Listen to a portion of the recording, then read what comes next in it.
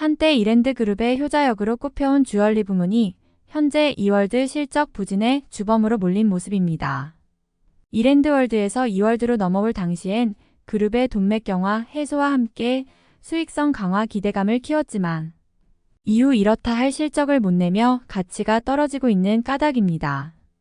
주얼리 부문은 과거 그룹 주력사 이랜드월드가 소유하다 2019년 테마파크 운영 계열사인 이월드에 2,053억 원을 받고 매각한 사업부입니다.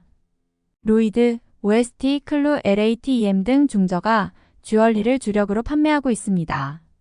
이 사업부는 양수도 시점에선 이랜드월드와 이월드가 윈윈할 거란 기대를 받아왔습니다.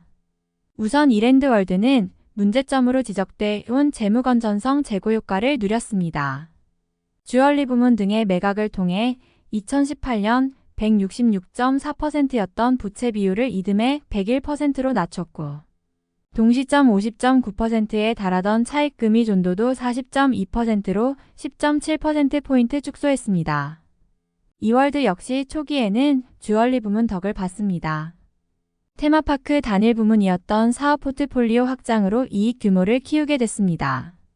특히 이월드는 주얼리 부문 인수 첫 해인 2019년에 전년 대비 281% 급증한 174억 원의 영업이익을 내며 비연관 사업 M&A인 수합병을 우려했던 세간의 우려를 씻어냈습니다.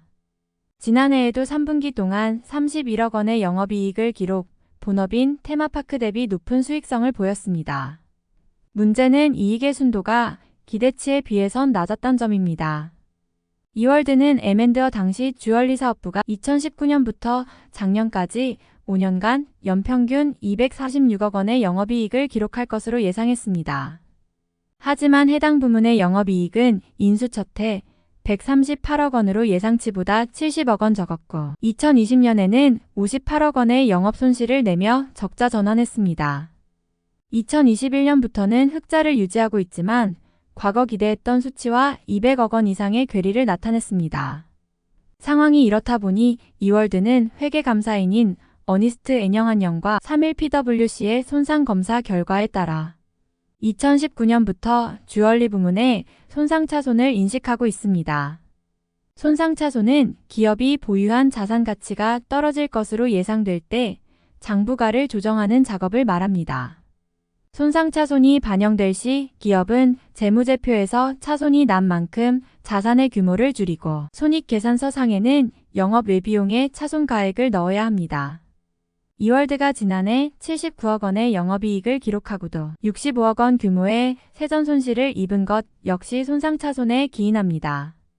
유통업계 관계자는 최근 몇 년 새 주얼리 시장의 양극화가 극명해지고 있다며 로이드, OST와 같은 중저가 브랜드가 설 자리를 잇는 동안 아예 저가인 패션 주얼리나 고가품이 상대적으로 더 많이 팔리는 상황이라고 설명했습니다.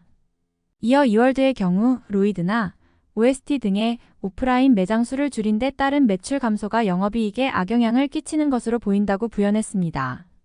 시장에선 주얼리 부문의 차손이 되돌릴 수 없다는 점도 우려스러운 대목으로 꼽고 있습니다.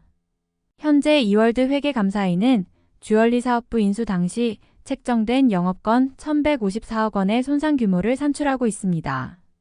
해당 계정은 타 유무형 자산과 달리 한 번 차손이 발생하면 환입이 불가하다는 특징이 있습니다. 아울러 2022년 말 기준 주얼리 사업부에 대한 영업권 규모는 940억 원에 달하는 터라 추가 차손 발생 시 순손실액을 확대할 가능성도 상존합니다. 이랜드그룹 관계자는 흑자를 유지 중이긴 하지만 추정치 대비 이익 규모가 작다 보니 회계감사인의 손상검사 결과에 따라 차손을 반영해 온 것이라며 랩그로운 인공 다이아몬드 시장 투자 등을 통해 올해부터는 손익 개선 여지가 상당할 것으로 예상하고 있다고 말했습니다.